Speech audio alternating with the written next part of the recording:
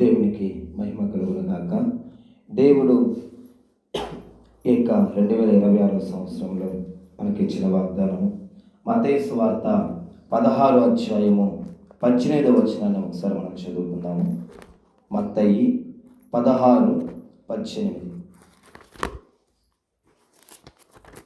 మత్తయి సువార్త 16. పేతురువు, నీ బండ మీద నా సంఘమును కట్టుదును, పాతాళంలో ఒక ద్వారములు దాని ఎదుట నిలవనేరవని నేను నీతో చెప్పు. చాలండి, చూద్దాము. మరియు నీవు పేతురువు, ఈ బండ మీద నా సంఘమును కట్టుదును, పాతాళంలో ఒక ద్వారములు దాని ఎదుట నిలవనేరవని నేను నీతో చెప్పుచున్నాను. గమనించినట్లయితే కనుక ఇక్కడ దేవుడు పేతురుతో విశేషంగా మాట్లాడుతున్నారు. పేతురు, నీ మీద నా సంఘాన్ని కడతాను.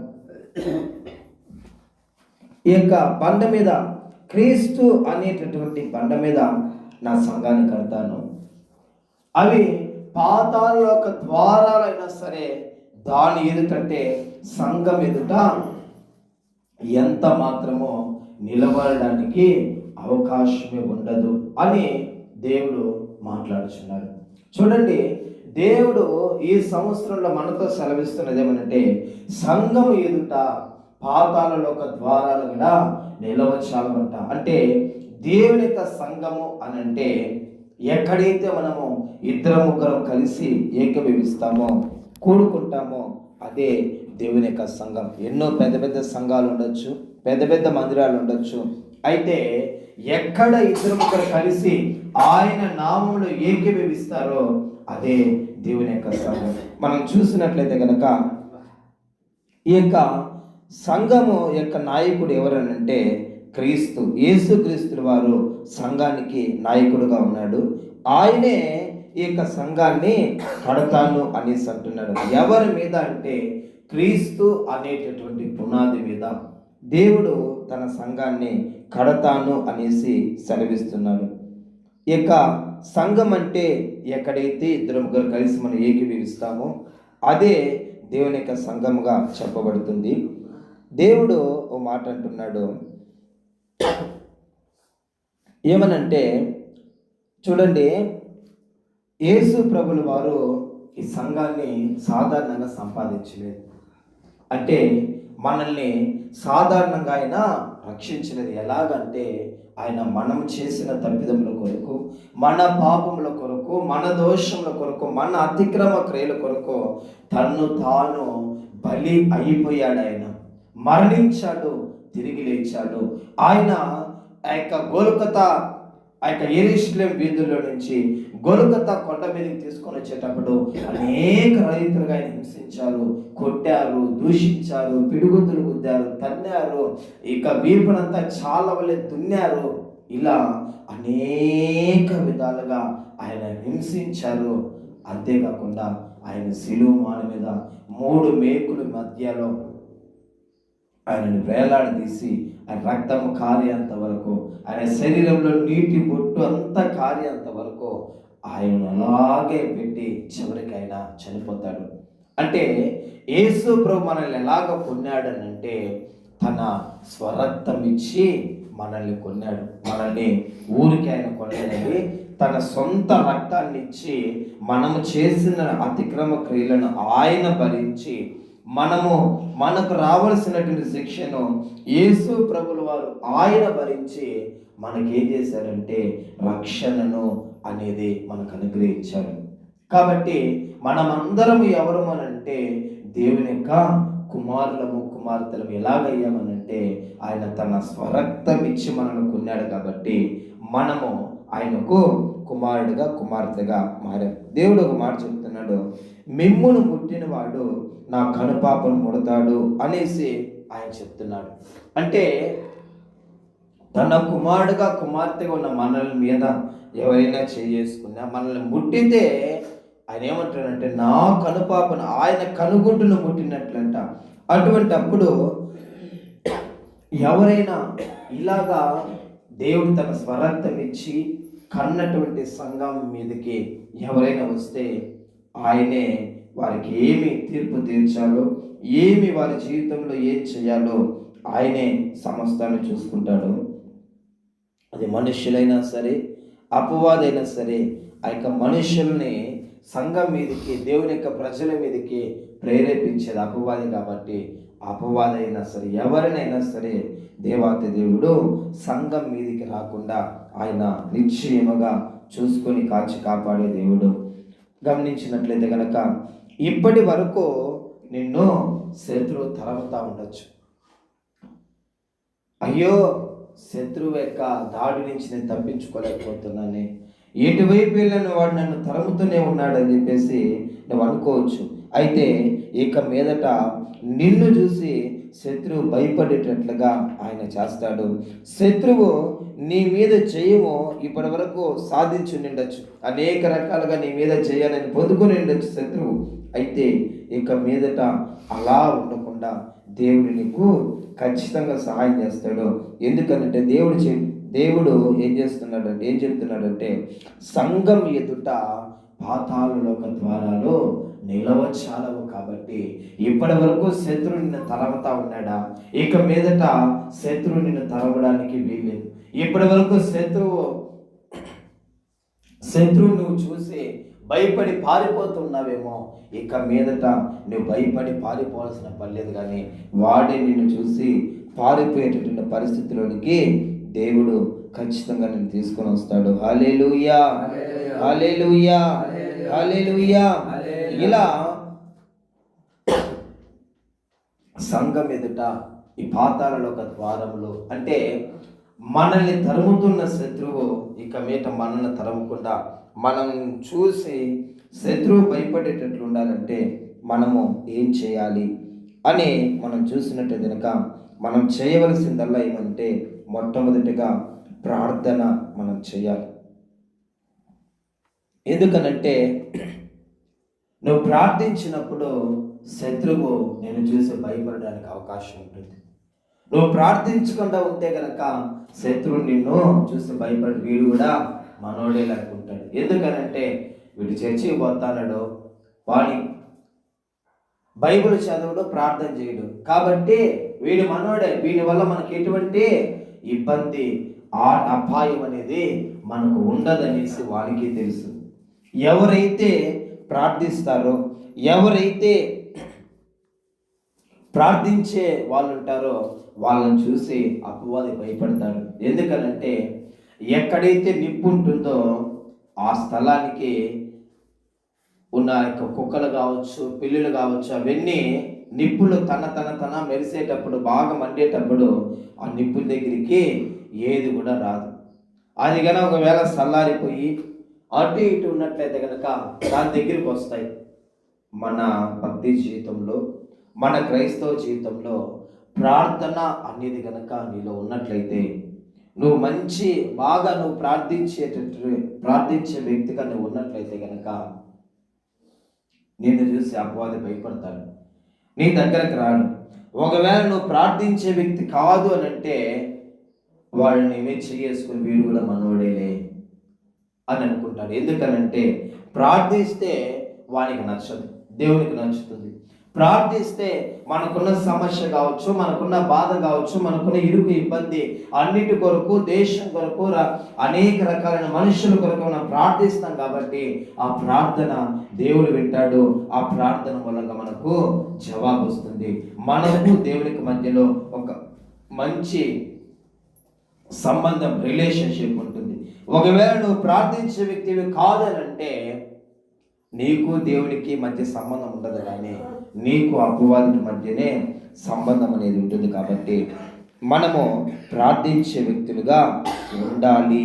కాబట్టి ఒకసారి మనం చూద్దాము, బైబిల్ గ్రంథంలో సంఘము ఒక వ్యక్తి కొరకు అమితంగా ప్రార్థించింది, ఆసక్తితో ప్రార్థించింది.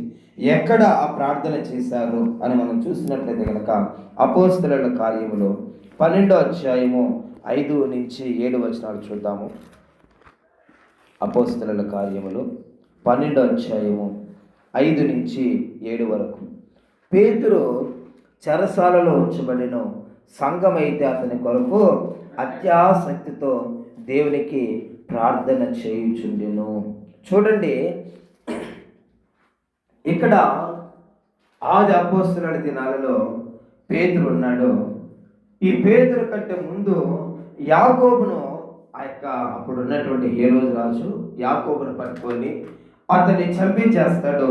ఆ చంపడం వలన యూదులందరి దృష్టిలో హేరోదుకు మంచి పేరు వస్తుందని చెప్పేసి వాడు ఏం చేస్తాడంటే దురాశతో పేతురును కూడా పట్టుకుంటాడు.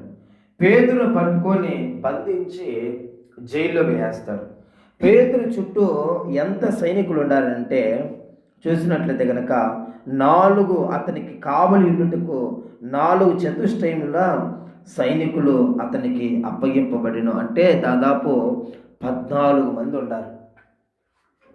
పేతురు జైల్లో ఆ సెల్లో ఉంటే ఆయన చుట్టూ ఆ రూము ఆయన లోపల బయట అంతా కలిపి 14 మంది ఉండాలి. ఈడ మనం గమనించినట్లయితే కనుక పేతురును పట్టుకున్నారు, జైల్లో వేసేశారు. ఉదయం అయితే రాజు అనుకున్నాడు, ఉదయం అయితే పేతురు బయటికి రప్పించి వాని మీద ఆ పేతురు మీద ఏదో ఒక నేరాన్ని మోపి వీని చంపించేస్తే ఒక పని అయిపోతుంది అనేసి రాజు అనుకుంటున్నాడు. చూడండి, పేతురు ఇలాగ బంధింపబడ్డాడని తెలిసిన వెంటనే ఇక్కడ ఏం జరుగుతుందనంటే 7వ వచనంలో ఇక్కడ మనం చూసినట్లయితే కనుక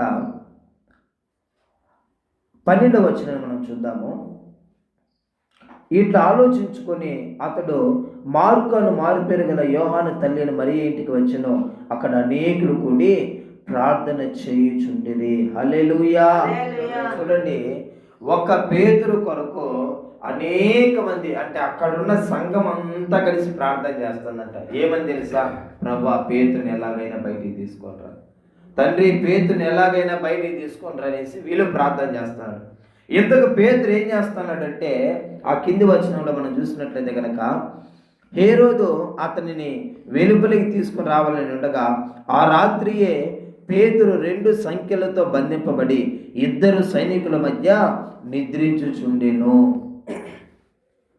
చూడండి, సంఘమేమో ఆసక్తితో ప్రార్థన చేస్తుంది. ఇక్కడ పేతురు ఏం చేస్తున్నాడంటే జమ్మని నిద్రపోతున్నాడు.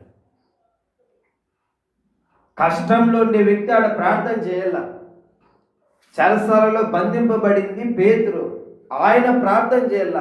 ఆయన ప్రార్థన చేయాల్సింది వదిలేసి నిద్రపోతా ఉంటే సంఘం ఆయన కోసం ప్రార్థన చేస్తుంది. అంటే కొన్నిసార్లు సంఘంలో ఉన్న వాళ్ళు ఎవరైనా బలహీనంగా ఉండేటప్పుడు మిగిలిన వాళ్ళు చేసే ప్రార్థన ఆ వ్యక్తిని బలపరుస్తుంది. ఆ వ్యక్తి కొన్నిసార్లు ప్రార్థన చేయలేని సిచ్యువేషన్లో ఉండొచ్చు, ఇబ్బందికరమైన పరిస్థితులు అతడు ఉంటే మనం ఏం చేయాలంటే ఆ యొక్క వ్యక్తి కొరకు మనము ప్రార్థించే వ్యక్తులుగా ఉండాలి. అప్పుడు మాత్రమే ఆ వ్యక్తి తప్పింపబడతాడు. ఇక్కడ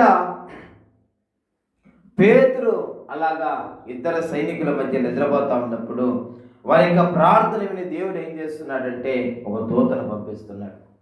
దూతను పంపించి పేతురు దగ్గరికి వెళ్తాంది దూత. వెళ్ళిన వెంటనే అక్కడున్న సైనికులందరూ ఆ యొక్క వెలుగుకు అందరూ పడిపోతారు.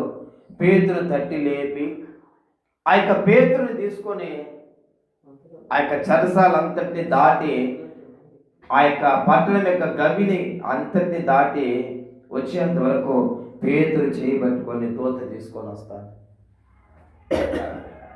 అప్పటి వరకు పేతురు అనుకోలేదు నిజంగా జరుగుతాను, ఆయన అనుకున్న కలగంటాన్ని ఏమనుకుంటున్నారు.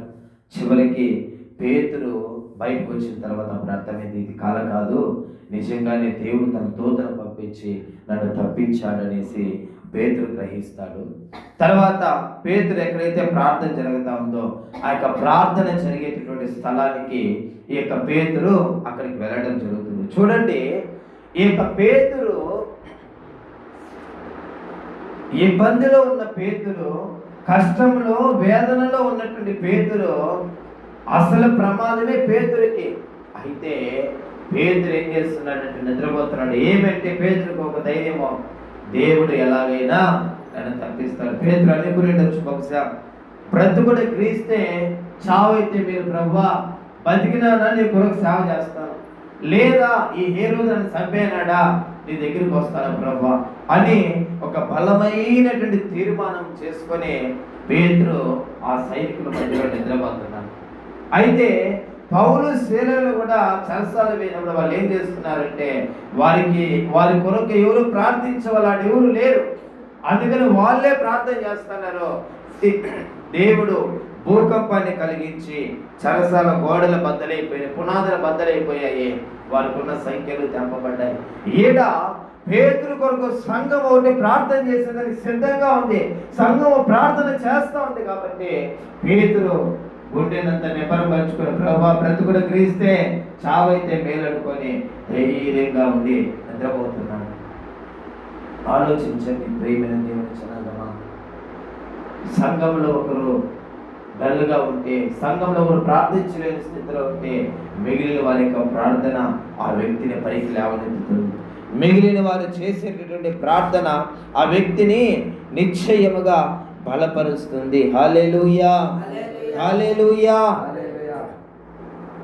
పేతురు అనుకున్నాడు, నిజంగా నేను ప్రార్థన చేయలేదు, ఏదో మనసులో అనుకుని పడుకున్నాను, దూత వచ్చి నన్ను ఎలాగ లేపింది, దూత వచ్చి నన్ను ఎలాగ బయటికి తీసుకొని వచ్చింది అని ఆలోచన పేతురులో ఉండొచ్చు.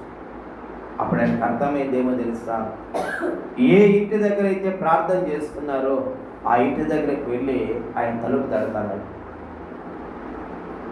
తలుపు తట్టినప్పుడు అందరూ ప్రార్థన చేస్తున్నారు కదా, అక్కడ ఒక చిన్న అమ్మాయి ఉంది, రోదే ఆ పేరు. ఆ యొక్క చిన్న బిడ్డ వచ్చి పేతురు స్వరాన్ని గుర్తించింది, వెళ్ళి లోపలికి వెళ్ళి చెప్తాంది, అయ్యా ఇలాగా పేతురు వచ్చాడు. ఆ మాటలు మనం ఒకసారి చదువుకుందాము. చదివినట్లయితే గనక, ఇట్లా ఆలోచించుకుని అతడు మారు పెరగల యోహాను తల్లిని మరీ ఇంటికి వచ్చెను. అక్కడ అనేకులు కూడి ప్రార్థన చేయుచుండేది. అతడు తల వాకిటి తలుపు తట్టుచుండగా రోదే అని ఒక చిన్నది ఆలకించుటకు వచ్చెను. ఆమె పేతురు స్వరం గుర్తుపట్టి సంతోషం చేత తలుపు తీయక లోపలికి పరిగెత్తుకొని పోయి పేతురు తలుపు దగ్గర నిలుచున్నాడని తెలిపిన. అందుకు వారు పిచ్చి దానివనిది. హల్లెలూయా. చూడండి, పేతురు తలుపు తట్టుతాడు వాస్తవమే, ఒక అమ్మాయి మాత్రం వినింది, ఆయన స్వరాన్ని గుర్తించింది, లోపలికి వెళ్ళి చెప్తా అంటే నువ్వు పిచ్చిదాని అంటారు. అంటే వాళ్ళు ప్రార్థన చేస్తున్నారు పేతురు వినిపింపబడాలనేసి, బట్ అయితే ఒక నమ్మకంతోనో ఒక విశ్వాసంతో వాళ్ళు చేయలేదు.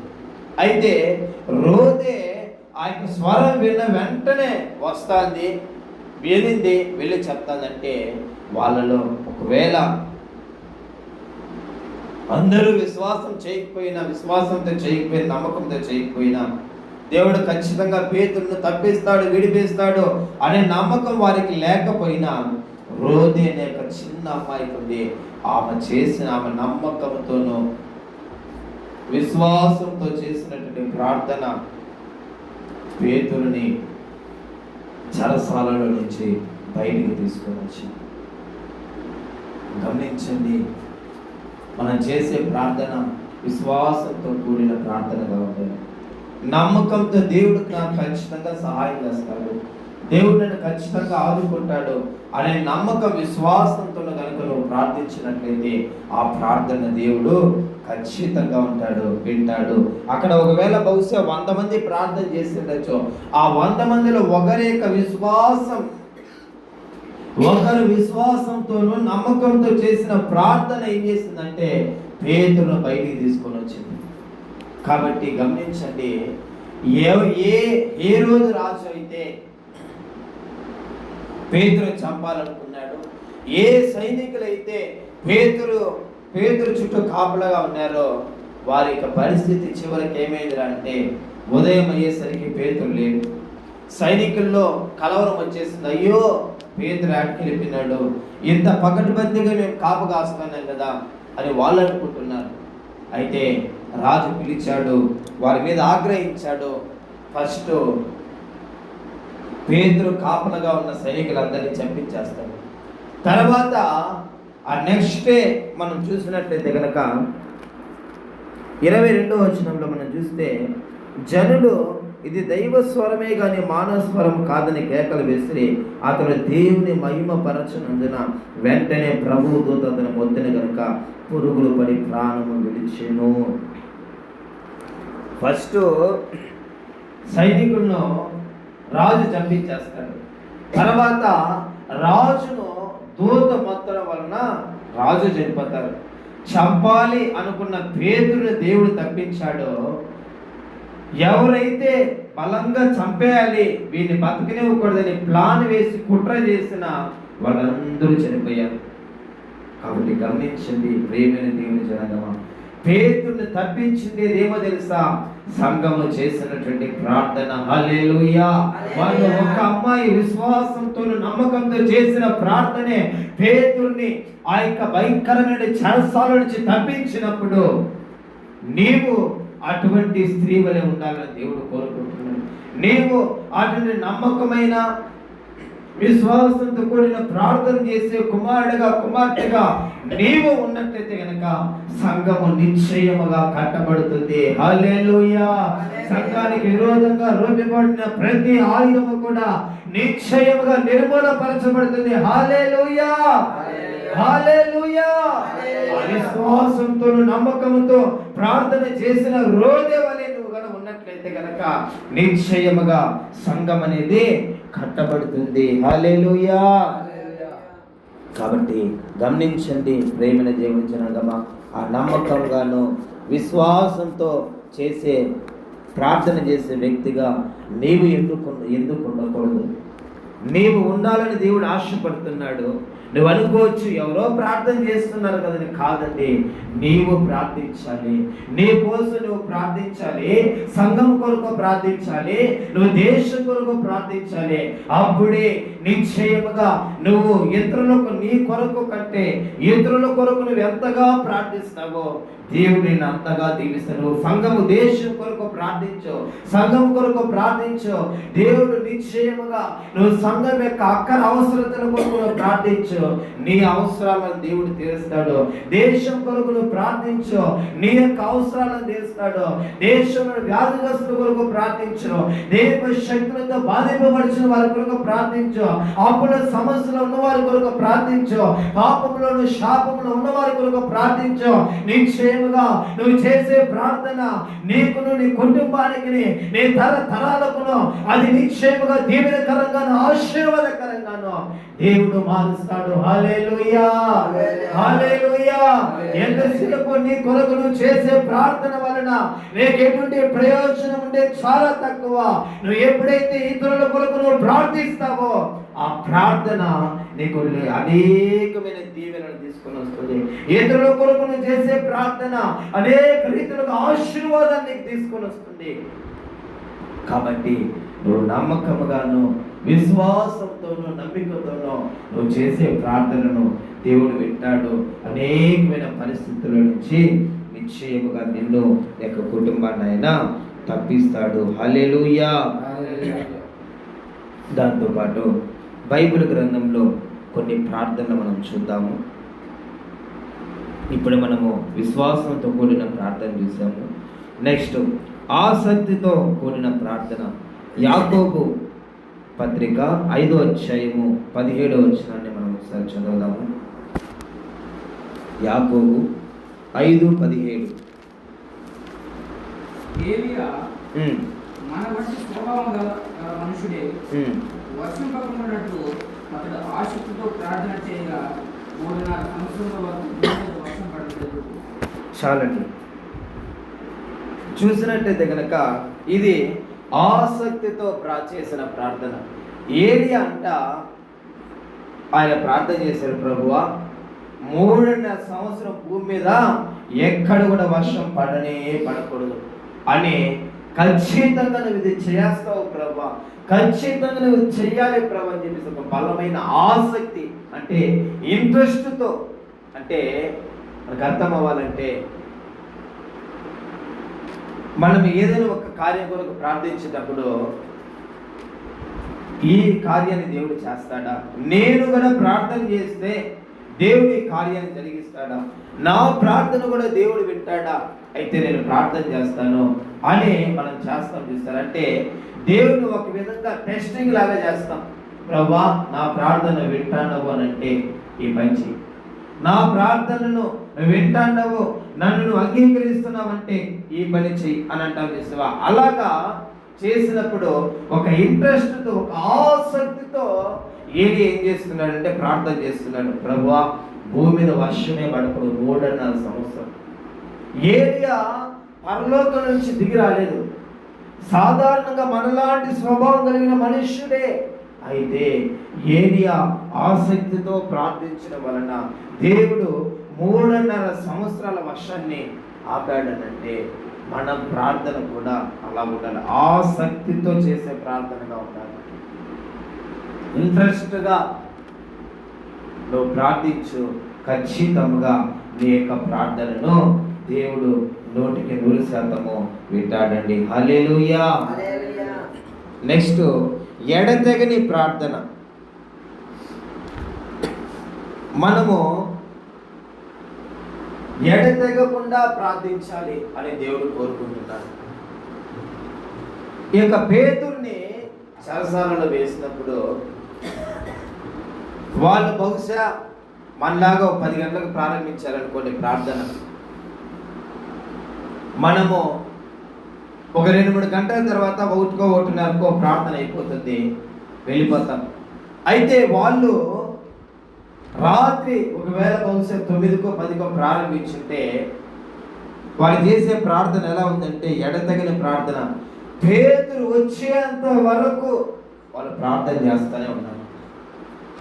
10 గంట చేశారా, 2 గంటల 3 గంటల తెలియదు, కానీ వారు పేతురు ఇలాగా చెరసాలలో బంధించేశారంట. రేపటి దినాన పేతుర్ని జనాలందరి మధ్యకి తీసుకుని వచ్చి పేతురుని చంపేస్తారంట. కాబట్టి మనం అందరం ఏం చేయాలంటే ప్రార్థన చేయాలి, పేతురుని దేవుడు ఎలాగైనా తప్పించాలి, విడిపించాలని అని వాళ్ళు డిసైడ్ అయ్యి అందరూ ఒక ఇంట్లో చేరి వారు ప్రార్థన ప్రారంభించారు. వారు ప్రార్థన ముగించక ముందే పేతురు వచ్చి తలుపు తడతాడు. అంటే వాళ్ళు కంటిన్యూస్గా ప్రార్థన చేస్తూనే ఉన్నారు. ఎప్పటి వరకు తెలుసా? ఆ ప్రార్థనకు జవాబు వచ్చేంత వరకు. మనం కొన్నిసార్లు ప్రార్థన చేస్తాము, ఒక 2 రోజులు, వారం, 10 రోజులు చేసి మౌనం అయిపోతాం. అయితే అలా కాదు, కానీ కంటిన్యూగా మనం అలాగా ప్రార్థిస్తూ ఉన్నట్లయితే కనుక ఖచ్చితంగా మనకు ఒకానొక రోజు జవాబు వస్తుంది. ప్రార్థనకు జవాబు లేదు అనేది ఎప్పటికీ ఉండదు. నువ్వు చేసే ప్రతి ప్రార్థనకు కూడా ఆయన ఖచ్చితంగా జవాబునిస్తాడు. అది ఒకవేళ ఆలస్యం కావచ్చు, త్వరగానే ఇవ్వచ్చు, ఇంకా చాలా డిలే అవ్వచ్చు, అంతేగాని ప్రార్థనకు జవాబు రాకుండా ఎప్పటికీ కూడా ఉండనే ఉండదండి. హల్లెలూయా. కాబట్టి ఆ యొక్క పేతురు కొరకు సంఘం ఎలాగైతే ఎడతెగకుండా ప్రార్థన చేశారో, పేతురు వచ్చేంత వరకు వాళ్ళు ప్రార్థన చేస్తున్నారు. బహుశా వాళ్ళకి తెలియదేమో, వాళ్ళు అనుకునేంటారు మనం పేతురు వచ్చేంత వరకు మనము ప్రార్థన చేస్తూనే ఉండాలా అని వాళ్ళు డిసైడ్ అయ్యారో లేదో, కానీ మొత్తానికి వారు ప్రార్థన ఆమేనని చెప్పక ముందే దేవుడు పేతురుని అక్కడికి తీసుకుని వెళ్ళారు. వారు చేసిన ఎడతెగని కంటిన్యూగా చేసిన ప్రార్థన పేతురుని చెరసాలలో నుంచి తప్పించింది. కాబట్టి నీవు ఎడతెగని ప్రార్థన చేయాలి. 4వదిగా చివరిది రోషం కలిగిన ప్రార్థన. మనం చూద్దాము. 1 రాజుల గ్రంథము 18వ అధ్యాయము 23వ వచనంలో ఒకసారి చదువుకుందాము. 1 రాజుల గ్రంథము 18:23.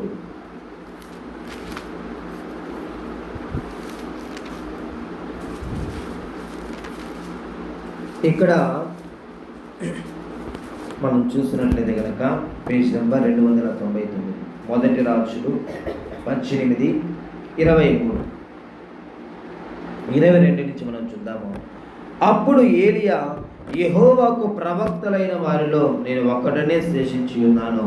అయితే బయలునకు ప్రవక్తలు 450 మంది ఉన్నారు. మాకు 2 ఎడ్లను ఇయ్యుడి. వారు వాటిలో ఒకదాన్ని కోరుకొని దాన్ని తునకలుగా చేసి క్రింద అగ్ని ఏమీ వేయకుండానే దానిని కట్టెల మీద ఉంచవలెను. 2వ ఎద్దును నేను సిద్ధం చేసి క్రింద అగ్ని ఏమీ వేయకుండానే దానిని కట్టెల మీద ఉంచుదును. తర్వాత మీరు మీ దేవత పేరు బట్టి ప్రార్థన చేయండి.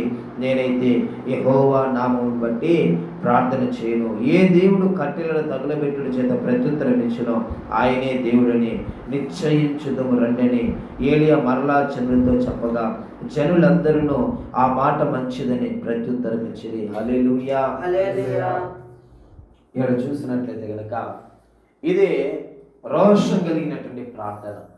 అంటే ఏలియా దేవుని బట్టి రోషం తెచ్చుకొని, ప్రభువా నువ్వు నిజముగా దేవుడు, నీవు నా ప్రార్థన వింటావని నాకు తెలుసు, కాబట్టి నేను వీళ్ళతో ఒక సవాలు విసురుతున్నాను అనుకొని ఆ యొక్క దేవుడి ప్రజలుగా వారి యొక్క ఉన్నటువంటి సేవకుల్లో ఏలియా ఒకడున్నాడు. ఇతరులు మిగిలినటువంటి విగ్రహారాధన చేసే వాళ్ళల్లో 450 మంది వాళ్ళు ఉన్నారు. ఏలియా చెప్తున్నాడు, 2 ఎద్దులు ఇవ్వండి మాకు, వాళ్ళు ఒకటి మేము ఒకటి, కింద అగ్ని ఏమేయకుండా దాన్ని వధించి దాని మీద కట్టెలు పెట్టి కట్టెల మీద మాంసాన్ని పెడతాము. ప్రార్థన చేసినప్పుడు ఏ దేవుడు ప్రార్థన ఆలకించి ఆకాశం నుండి అగ్ని కుమ్మరించి మాంసాన్ని కట్టెలు గాలుస్తాడో ఆ దేవుడే నిజమైన దేవుడు అని ఏలియా ప్రకటిస్తాడు. ఆ ప్రకారంగానే వాళ్ళు యుద్ధం తీసుకుంటారు, వధిస్తారు, కట్టెలు బేరస్తారు, అన్నీ చేస్తారు. ఉదయం మొదలుకొని సాయంకాలం వరకు వాళ్ళు ఏం చేస్తున్నారంటే వారి దేవుళ్ళు వారి దేవతల పేరు పెట్టి పిలుస్తున్నారు. ఎవరు కూడా ప్రత్యుత్తరం ఇవ్వలేదు. చివరికి ఏలియా ఏం చేస్తున్నాడంటే, ఇంకా మీకు టైం అయిపోయింది కాబట్టి ఇక మీదట నా టైము అని చెప్పేసి ఏలియా ఏం చేస్తున్నాడంటే ఆయన పడద్రోయబడినటువంటి యెహోవా బలిపీఠాన్ని కడుతున్నాడు. 30వ వచనం చూద్దాము. అప్పుడు ఏలియా నా దగ్గరకు రండని జనులందరితో చెప్పగా జనులందరినూ అతని దగ్గరకు వచ్చిరి. అతని క్రింద పడద్రోయబడిన యెహోవా బలిపీఠం బాగు చేసి, చూడండి ఏలియా ఏం చేస్తున్నాడంటే యెహోవా యొక్క దేవుని యొక్క బలిపీఠాన్ని మొదటగా కడుతున్నాడు. అంటే తన ప్రార్థన జీవితాన్ని సరిగా చేసుకొని ఎక్కడ లోపం ఉందో దాన్ని పరీక్షించి శుద్ధీకరించుకొని ఆయన ప్రార్థన చేయడానికి ప్రారంభించి ముగించే లోపే ప్రార్థన బలిపీఠాన్ని సరి చేసుకున్నాడు. తన ప్రార్థన జీవితాన్ని సరి చేసుకున్నాడు. ఎక్కడ లోపాల్లో తెలుసుకొని వాటన్నిటినీ కరెక్ట్గా చేసుకొని ప్రార్థన చేయడానికి ప్రారంభించాడు. ఆయన ప్రార్థన ముగించక ముందే దేవుడు ఏం చేస్తున్నాడంటే ఆకాశం నుండి అగ్నిని కుమ్మరిస్తున్నాడు. అగ్నిని కుమ్మరించి కట్టెలను మాంసాన్ని ఆ యొక్క కట్టెల కింద ఉన్నటువంటి గొంతులో ఉన్న నీళ్ళన్నిటిని కూడా కాల్చి వేస్తుంది, అంతా దహించి వేస్తుంది. కాబట్టి గమనించండి ప్రియమైన దేవుని జనాంగం, సంఘము ఎదుట పాతాళలోక ద్వారంలో నిలవకూడదు అని అంటే మనము బలముగా ప్రార్థించే వ్యక్తులుగా ఉండాలి. మన ప్రార్థన విశ్వాసంతో కూడిన ప్రార్థనగాను, ఆసక్తితో కూడిన ప్రార్థనగాను, ఎడతెగని ప్రార్థనగాను, రోషం కలిగిన ప్రార్థన, ఈ 4 విధాలైనటువంటి ప్రార్థనను మనం గనక కలిగి ఉన్నట్లయితే నిశ్చయముగా మన ఎదుట, అంటే సంఘానికి విరోధంగా రూపబడి ఏ ఆయుధాలైనా కూడా అవన్నిటిని దేవుడు లయపరుస్తాడు. ఏవి కూడా సంఘం ఎదుట ఎంత మాత్రము కూడా నిలబడవు. కాబట్టి దేవుడు ఇక మాటలను దీవించునుగాక. మనం కళ్ళు మూసుకుని ప్రార్థన చేసుకుందాం. పరిశుద్ధుడా, ప్రేమ కలిగిన యేసయ్యా, మీకు కోట్ల స్తుతులు చెల్లిస్తున్నాం నాయన. సంఘం ఎదుట పాతాళలోక ద్వారంలో నిలవచాలవు అని చెప్పిన దేవుడు ప్రభా స్తోత్రం. అవును తండ్రి దేవా, అవి నిలవచాలకూడదని అంటే నాయన మేము చేయవలసిన కార్యాలను గురించి మాతో మాట్లాడావు ప్రభా. మేము ఎటువంటి ప్రార్థనలు చేయాలి అనే విషయాలను గురించి మాతో మాట్లాడావు ప్రభా. అందుని బట్టి మీకు మేము కోటాను కోట్ల స్తుతులు వందనాలు చెల్లిస్తున్నాం. మాట అన్నదైతే మీరు దీవించి ఆశీర్వదించండి. ఈ వాగ్దానపు మాటను ప్రభా స్తోత్రం మా జీవితంలో దయతో నెరవేర్చి సంపూర్ణంగా ఈ సంవత్సరం ఈ ప్రారంభ దినము మొదలుకొని ముగింపు వరకునైనా మాకు మీరు తోడేంటి నడిపించి కాచి కాపాడవలసిందిగా వేడుకొంచు తండ్రి. స్తోత్రం. మమ్మల్ని మేము తగ్గించుకుంటూ మీ నామాన్ని హెచ్చిస్తూ యేసు నామంలో అడిగి పొందుకొని ఉన్నాము పవిత్ర తండ్రి. ఆమేన్, ఆమేన్.